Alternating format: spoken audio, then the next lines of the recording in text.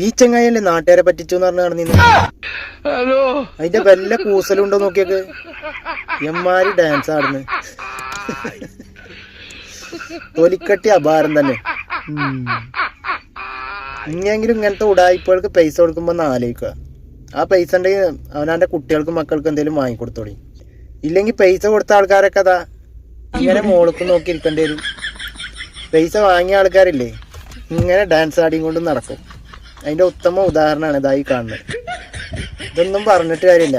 ഇങ്ങനത്തെ ആൾക്കാരൊക്കെ ഇങ്ങനെ വളർന്നുകൊണ്ടേയിരിക്കും. എന്തായാലും വല്ല സന്തോഷം കണ്ടില്ലേ?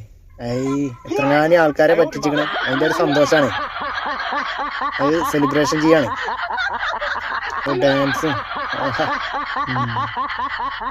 ഇന്ത്യയിൽ ഒരു കുറ്റബോധം ഉണ്ടോ നോക്കിയേക്കാം. ഇവരെ പോലുള്ളവർ ഇനിയും പല ഉടായ്പകളും കൊണ്ടും വരും. അപ്പൊ നമ്മളത് ശ്രദ്ധിക്കുക.